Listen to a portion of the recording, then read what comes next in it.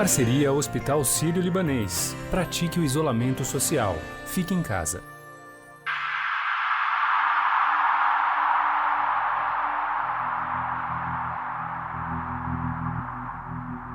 Chegamos no limite, não tem mais conversa, ok? Daqui para frente, não só exigiremos, faremos cumprir a Constituição. Ela será cumprida a qualquer preço. E ela tem dupla mão, não é de uma mão do lado só não. A relação do presidente Jair Bolsonaro com outros poderes da República tem acirrado nas últimas semanas, influenciadas por manifestações antidemocráticas que aconteceram em Brasília e que pedem a intervenção militar. O povo está clamando!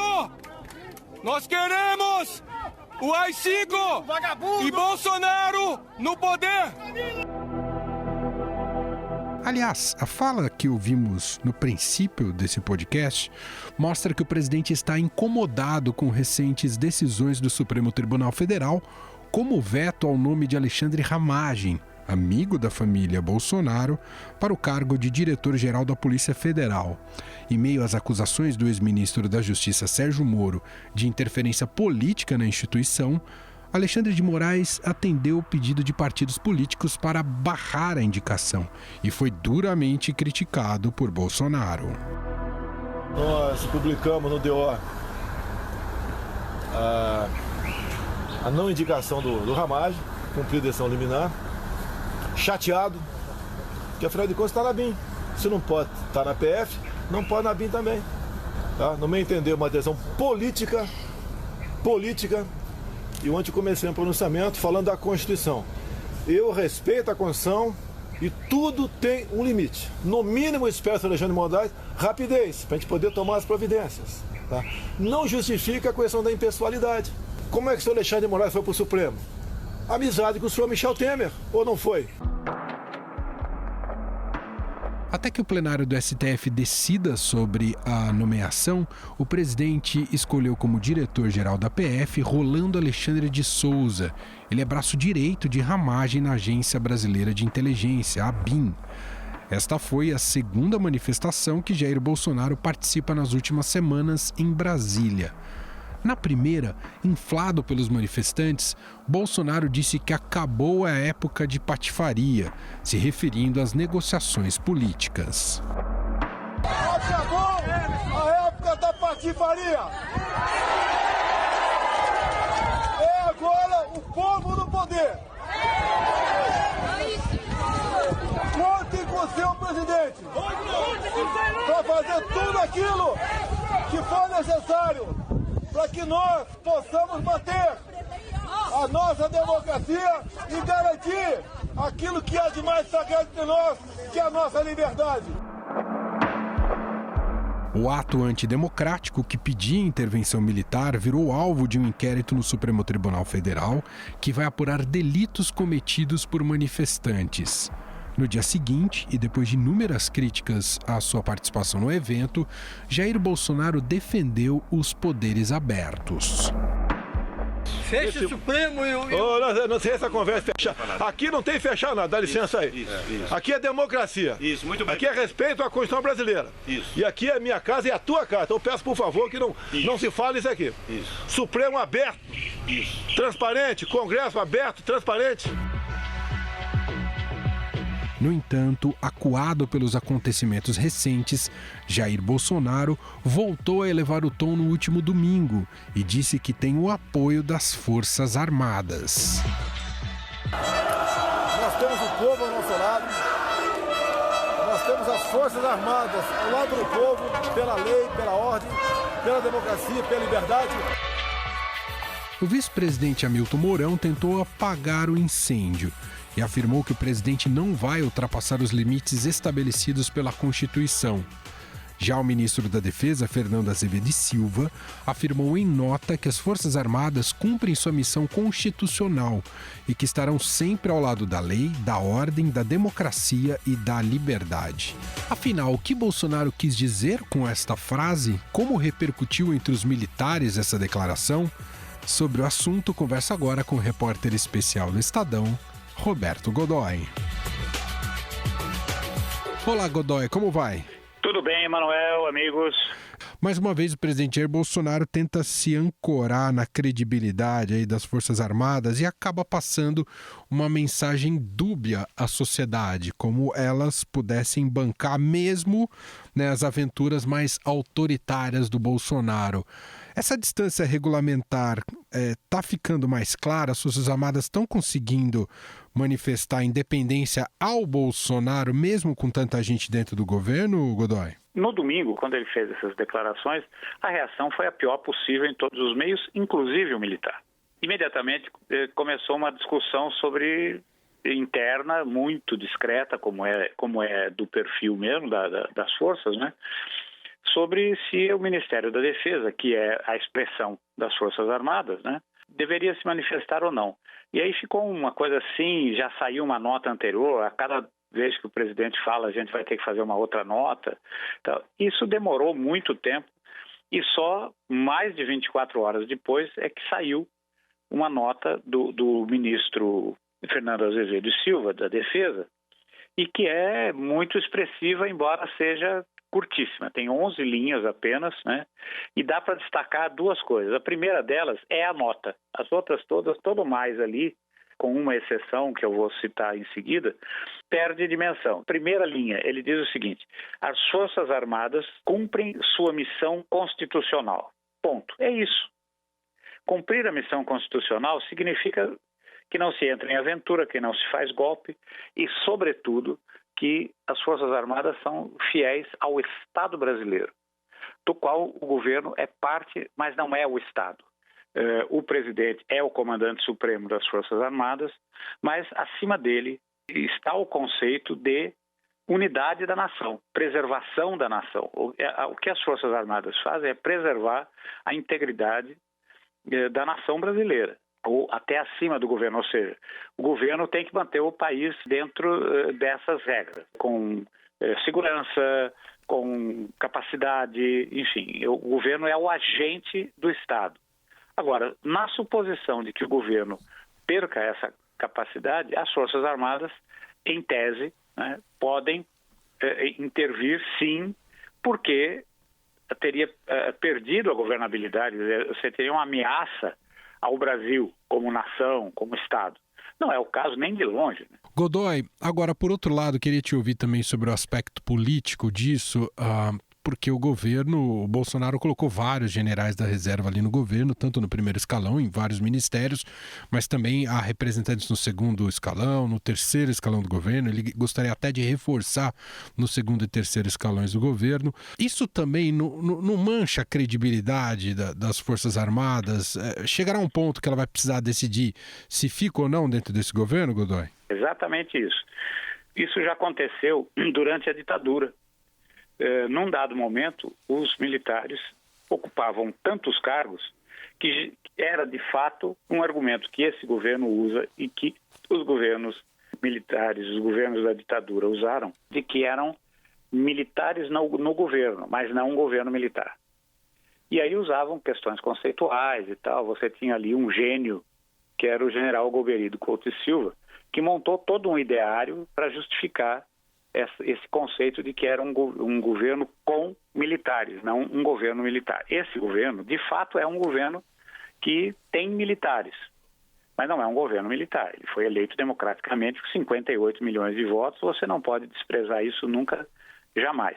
Agora, o que aconteceu no passado, no fim do período dos governos militares, das ditaduras, começou um esvaziamento razoavelmente acelerado, com estímulo, inclusive, o pessoal quisesse voltar para o quartel, voltar para a tropa, essa coisa toda, ou passar para a reserva. Então você vê o tamanho do problema que vai se desenhando na medida que você vai militarizando e militarizando e militarizando os serviços públicos da administração, né? Olha, Manuel, e uma coisa que eu acho que a gente não pode deixar de lembrar é que, normalmente, quando a gente analisa essa questão militar no governo, a gente se refere quase sempre, o foco é sempre fechado em cima dos generais, que são poucos e, na verdade, não é o que importa, mas tem um segmento que é significativo e precisa ser mais bem analisado, que é o da oficialidade média.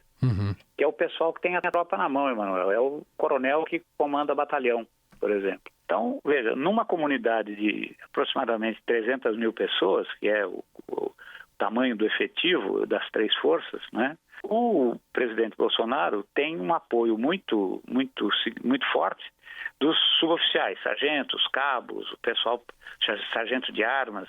Agora, eu conversei hoje com alguns desses comandantes de tropa. E eles estavam, do ponto de vista deles, eles estão observando isso tudo com apreensão. Uma apreensão do tipo assim, olha, nós temos um desafio nesse momento, temos dificuldades de recursos, as pessoas estão morrendo, né? Quer dizer, passamos de 7 mil mortos, o Brasil começa a se transformar num foco de interesse mundial por causa do aparente descontrole, né, do que está acontecendo aqui na saúde em relação ao coronavírus, e a gente perde tempo e recurso e energia discutindo se vai ter golpe ou não. Então, veja, a frase mais curiosa que eu ouvi foi essa. Sim, vai ter golpe. Contra o coronavírus, se Deus quiser. Mas isso é o que tem que haver, né? Godoy, obrigado mais uma vez por participar aqui com a gente. Um abraço, viu? Um grande abraço, meu caro. Em 20 segundos, nós voltamos e vamos falar sobre como a relação do presidente com o Congresso também desmoronou neste momento.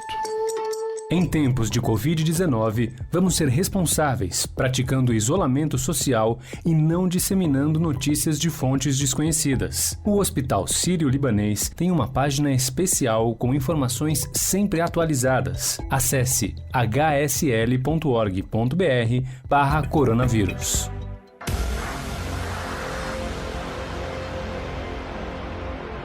Como ouvimos anteriormente, a relação do presidente com o Supremo Tribunal Federal é delicada e deve se agravar nas próximas semanas. O grande problema para Jair Bolsonaro é que ele perdeu também qualquer respaldo do Congresso Nacional, que vem impondo derrotas sucessivas ao governo. A última delas, e que gerou outra crise institucional, foi a aprovação da ajuda emergencial a estados e municípios durante a pandemia. O projeto deve elevar o gasto do governo em mais de 90 bilhões de reais e desagradou a equipe econômica de Paulo Guedes. Após a aprovação, Bolsonaro atacou o presidente da Câmara dos Deputados, Rodrigo Maia. Parece, disse o presidente, que a intenção é me tirar do cargo. Quero crer que esteja equivocado. Ele tem que me respeitar como chefe do executivo, disse o presidente. Qual é a intenção? É esculhambar a economia para enfraquecer o governo. Ele sabe que está errada a posição dele, péssima a sua atuação. A proposta de ajuda a estados e municípios também foi aprovada no Senado, mas volta à Câmara após algumas alterações. Em crise com o Congresso, o presidente compartilhou um vídeo do ex-deputado Roberto Jefferson em que acusa Rodrigo Maia e Davi Alcolumbre de tramar um golpe contra ele. É que o Rodrigo Maia mais o Alcolumbre, e eu diria que o Alcolumbre é liderado pelo Rodrigo Maia, vem tomando a agenda política das mãos do presidente Bolsonaro. O Rodrigo Maia não obedece mais, na pauta que faz na Câmara dos Deputados, os interesses do governo. Ele coloca interesses que ele entende ser os interesses do momento nacional, dos partidos que o apoiam e os interesses do grupo que hoje ele integra, que procura desestabilizar o governo do presidente Bolsonaro. Em seus passeios públicos, especialmente ali na região de Brasília, desrespeitando o isolamento social, Jair Bolsonaro tem dito a apoiadores que ninguém vai conseguir dar um golpe nele. Ninguém vai fazer nada ao arrepio da Constituição. Fique tranquilo. Amém. Ninguém vai querer dar um golpe em cima de mim, não. Pode ficar tranquilo. Obrigado, nós estamos Afinal, a radicalização recente de Bolsonaro é a última cartada para se manter no poder? Qual o destino do presidente diante do isolamento político? Converso sobre o assunto com o cientista político e professor da FGV, Eduardo Grim. Tudo bem, professor? Obrigado por nos atender novamente. Obrigado, Emanuel. Boa tarde a você e a todos os ouvintes. Professor, a gente observa mais uma vez o presidente Jair Bolsonaro testando limites, né? É uma característica desses tempos e de figuras como a do presidente Jair Bolsonaro, ao invés de algum ato mais radical, ficar o tempo inteiro minando as instituições democráticas, como a imprensa, o Supremo e o Congresso, professor? Sim, o presidente Bolsonaro, desde que assumiu, tem deixado claro que ele representa o que ele julga ser o antissistema, ou como ele falou na entrevista na última semana, o anti-establishment. Ele se vale de uma visão política que a gente poderia chamar de um presidencialismo plebiscitário, ou dependendo da maneira como nós quisermos conceituar, de um cesarismo plebiscitário. Porque o presidente tem uma visão de um presidencialismo imperial, o que quer dizer que ele não compreende, ou mais do que isso, ele no seu projeto político, ele não aceita que haja poderes com equiparação idêntica de legitimidade, seja do ponto de vista da lógica da conformação do Estado, seja porque também são produto da dinâmica eleitoral, caso mais específico do Congresso Nacional. Porque o presidente compreende, na sua visão de poder, que o poder executivo, por ter sido eleito diretamente pelo povo e por representar o conjunto dos brasileiros, tem mais legitimidade que os outros poderes. Nesse sentido, portanto, ele julga que há uma hierarquia entre os poderes. Só que essa visão do presidente, ela tensiona completamente toda a dinâmica institucional, constitucional e a lógica da democracia, não só no Brasil, mas em outros países, que compreende exatamente que a importância de ter mecanismos que freiem as iniciativas de um poder para que não haja qualquer tipo de abuso, para que não haja imposição de um projeto político ou de qualquer medida que, porventura, possa ser deletéria, prejudicial ou criar problemas para algum segmento específico. Então, o presidente Bolsonaro tem, sim, um método político que é muito deliberado, muito consciente e muito bem pensado do ponto de vista da sua estratégia de poder, que é de sempre tensionar ao máximo para ver se consegue andar algumas casas para frente no sentido do desgaste das instituições. Bom, e nesses momentos em que o presidente Jair Bolsonaro radicaliza, ele sempre acaba, de alguma maneira, se escorando nas Forças Armadas, né? E o fez assim, dessa maneira, nesse último domingo, que cria um constrangimento para os militares. Já não há, diante de todo esse contexto, professor, uma escolha moral necessária a ser feita por esses militares? Eles vão continuar bancando esse governo, professor? Digo, dentro do governo? Essa é uma questão muito importante, Emanuel. É preciso, nesse momento, uma manifestação, ao meu juízo, mais contundente das Forças Armadas do que apenas dizer que cumprem a lei, a Constituição, respeitam a ordem, a liberdade, a democracia. Inclusive palavras de ordem essa roubadas pelo Bolsonaro no próprio ato. Por que isto?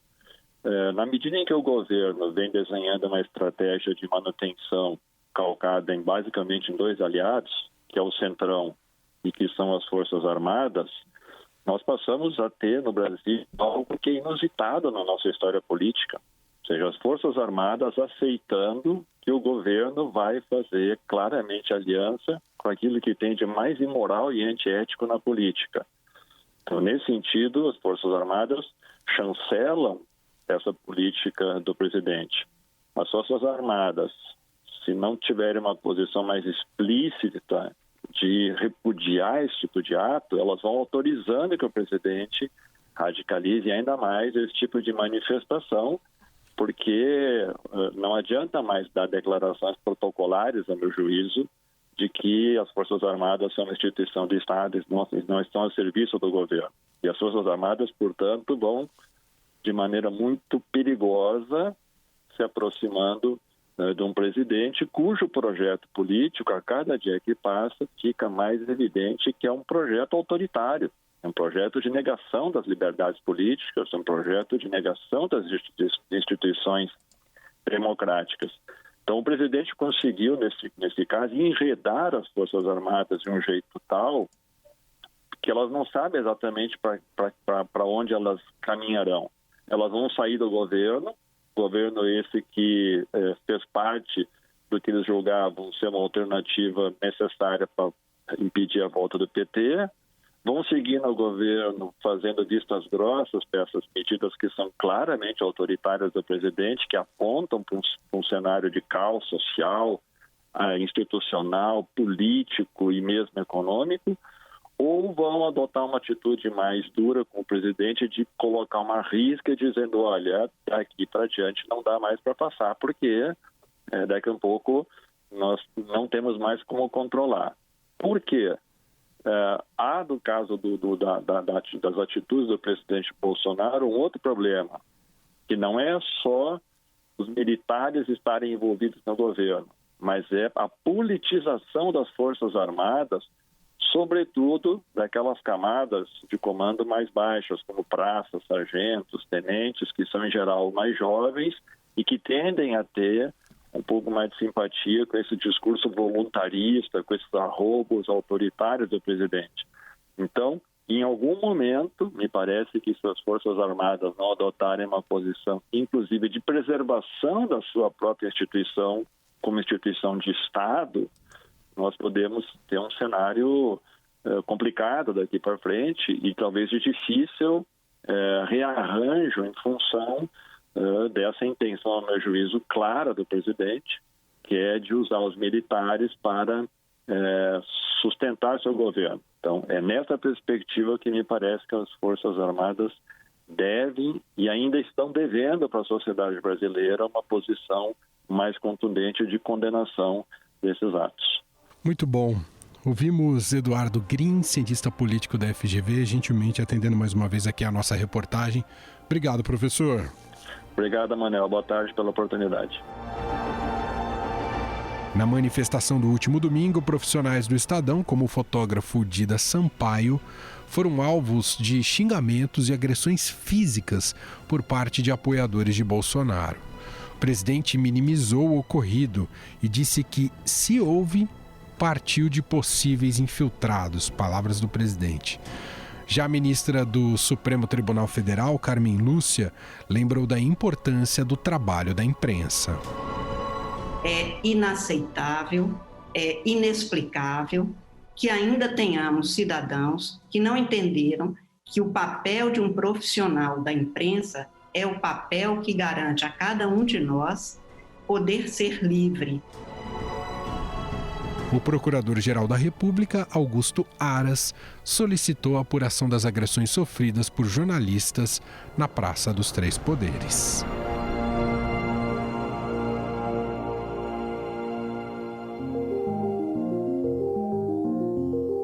Bom, para encerrar esse podcast, está chegando ela aqui mais uma vez, Renata Cafardo.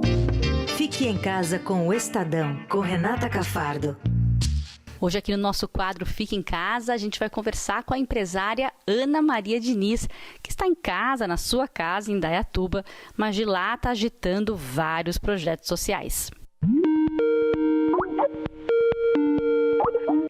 Ana, como é que você está? Onde é que você está isolada? Me conta um pouquinho. Então, eu estou isolada numa casa muito gostosa aqui em Indaiatuba. Eu tenho procurado manter meus exercícios, manter, enfim, as coisas que eu faço todo dia. Acho que isso é muito importante, até para a sanidade mental da gente. Acho que é manter um pouco esse ritmo. Então, horário de almoço, horário de jantar, sabe? Não deixar tudo muito solto. Eu acho que ter esses rituais, acho que ajuda muito a gente ficar mais equilibrado e ficar bem. E até para poder organizar, porque eu tenho tido muitas reuniões online. Tem sido, inclusive, muito produtivo, viu, Renata? Eu tenho me surpreendido com a produtividade que a gente está conseguindo trabalhando assim remotamente. O que você conseguiu resolver daí, assim, como que mudou a sua rotina, né? Você fazia muitas reuniões, ia a lugares que você não vai mais, como que mudou? Eu acho que assim, a gente se locomovia demais, né? A gente está aprendendo que não precisa se locomover tanto para resolver as coisas com as pessoas certas. Outra coisa que eu acho que está todo mundo muito disponível também, né? Muito disponível para resolver problemas. A gente tem desde manter os nossos negócios vivos, funcionando, empregando as pessoas. E a outra coisa, muito forte nesse lado social. Eu estou super envolvida com vários programas de ajuda aos mais afetados pelo Covid, não tanto na área de doença, mas na parte mais humanitária mesmo. Então, a gente está num programa bem grande que chama União São Paulo, junto com o Renova do Edu Mufarrege. A gente está distribuindo 360 mil cestas básicas durante 3 meses para as famílias mais carentes de São Paulo. Isso dá um trabalhão, porque a gente está cuidando desde a compra, da logística toda e a entrega na mão da pessoa certa, né? Então, desenhar quem são essas pessoas que precisam realmente receber. Mas está funcionando super bem, eu estou bem feliz com o resultado. Tá certo, Ana. Olha, super obrigada pela sua participação. Fica em casa, fique bem. Obrigada, Renata. Até que mais. Você também esteja bem. Obrigada pela oportunidade. Sempre legal falar com você.